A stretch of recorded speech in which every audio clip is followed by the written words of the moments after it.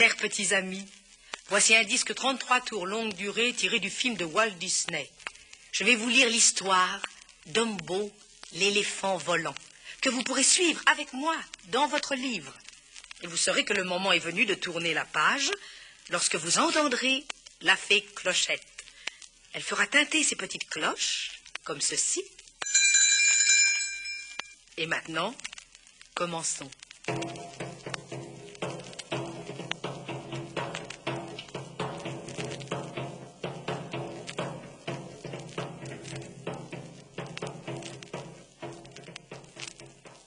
Dès le retour du printemps, dès que le ciel redevient bleu et les arbres verts, le grand cirque se met à nouveau en branle pour parcourir tout le pays. Le cirque voyage dans un train. Les wagons sont pleins de clowns et d'acrobates, de dompteurs et d'animaux étranges. Ils roulent quin-quin, tirés à la queue leu-leu par une drôle de locomotive qui souffle et qui crache de gros nuages de fumée. Dans le wagon des éléphants, les grosses mamans éléphants bercent et soignent leurs nouveau-nés qui gigotent dans le foin.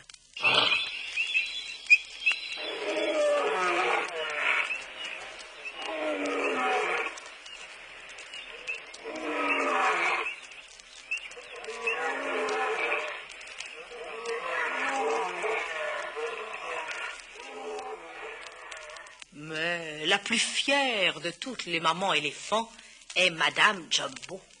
Son bébé fait l'admiration de toute la compagnie. Et voilà que, soudain, le bébé éléphant se met à éternuer. Atchou! Alors là, mes amis, quelle surprise! Ses oreilles se déploient.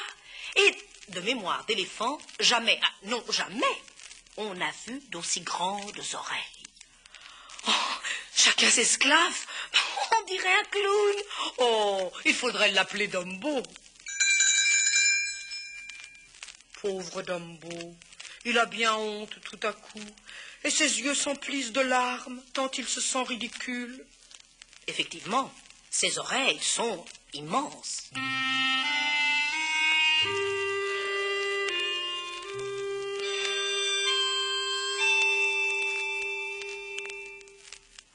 Mais sa maman le prend dans ses bras et le berce doucement pour le consoler. Le lendemain matin, le train s'arrête dans une petite ville. Sous un beau soleil, tous les animaux du cirque défilent dans la grande rue.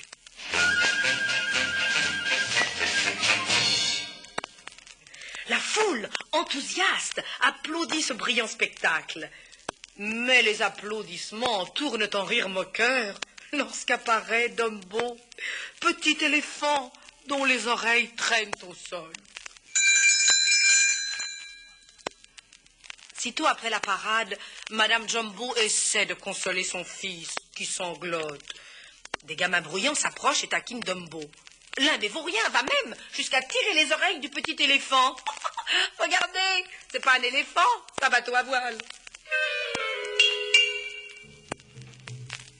Oh ça, quelle audace! Madame Jumbo est très en colère. Puisante avec sa trompe le contenu d'un seau d'eau, elle asperge les gamins des pieds à la tête.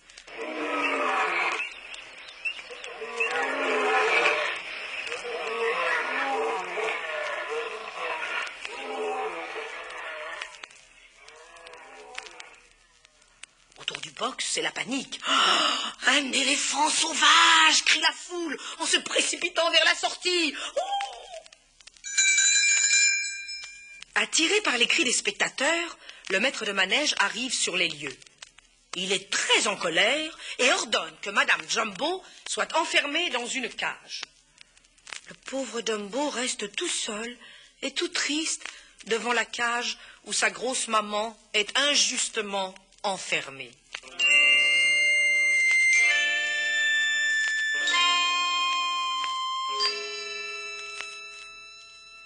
Le lendemain, le maître de manège a une idée qu'il trouve très drôle. Il déguise Dumbo de façon grotesque en lui posant un petit chapeau rouge entre les deux oreilles.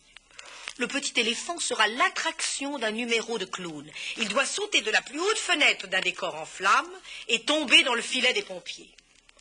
C'est du délire dans l'assistance. La foule hurle de joie. Mais Dumbo est rouge de honte et de colère. Timothée est une souris. C'est le plus petit animal du cirque. Timothée désapprouve totalement la façon dont Dumbo est traité. Aussi, décide-t-elle de l'aider. Tu peux me faire confiance, je parviendrai à faire sortir ta bonne maman de prison, et puis, je ferai de toi la vedette du spectacle. Crois-moi, ajoute Timothée, tu les surpasseras tous.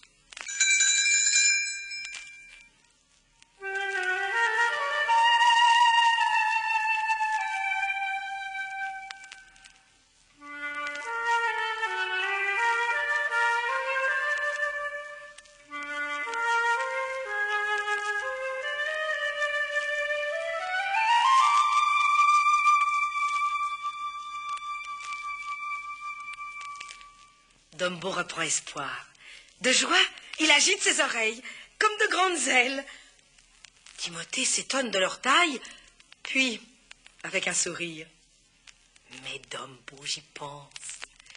Si tu essayais de voler, avec de si belles oreilles, ce ne doit pas être impossible.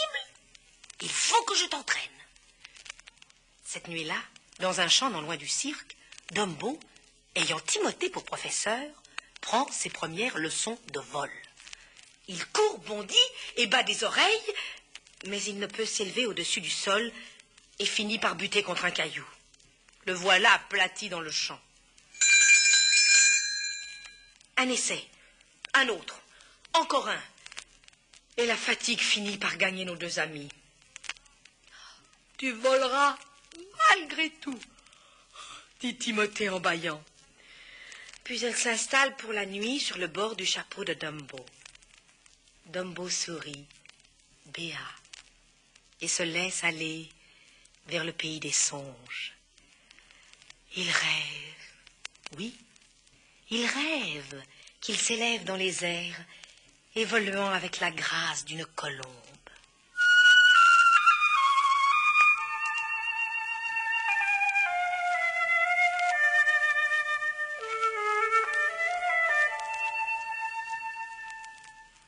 Au petit matin, Timothée s'éveille, cligne des yeux et regarde, avec stupeur, 4 corbeaux sur une branche voisine. Elle se frotte les yeux. « Où suis-je ?»« Au sommet d'un arbre, cher ami.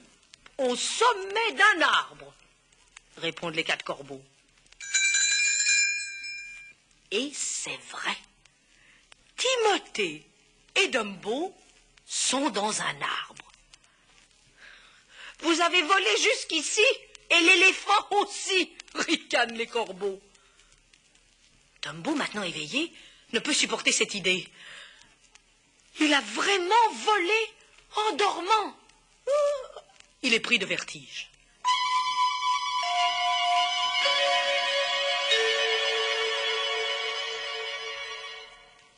Il glisse et tombe de branche en branche. Crac, patatoc, boum et plouf.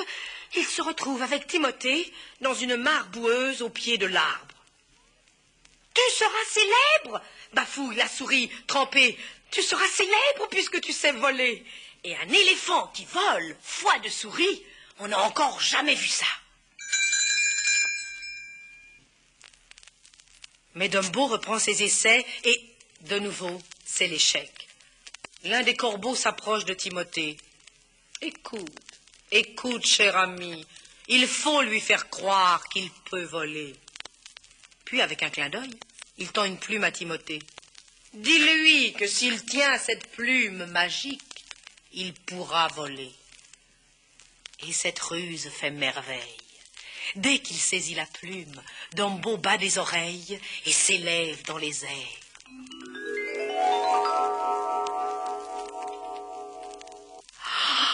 Ça y est, bravo, hurle Timothée. Oh là là, quelle surprise pour ton numéro de cet après-midi. L'après-midi, c'est le spectacle ordinaire du cirque. Comme d'habitude, les clowns font leur numéro. Déguisés en pompiers, ils se précipitent vers le décor en flammes. Mais, en s'élançant, Dumbo laisse échapper sa plume. Ciel, il va aller s'écraser sur le sol, loin de la bâche tendue par les clowns. Mais Timothée, heureusement, est là, dans le chapeau de Dumbo. Elle lui crie: Dumbo, tu n'as pas besoin de la plume, elle n'est pas magique. Tu peux voler, Dumbo, vole. Allons, vole.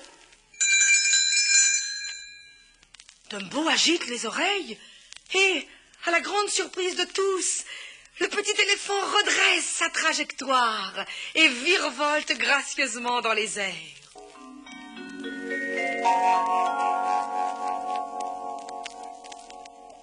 La foule fait retentir le cirque de ses vivats.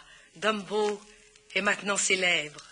En queue du train, on lui a aménagé un wagon spécial où il vit confortablement avec sa maman et Timothée.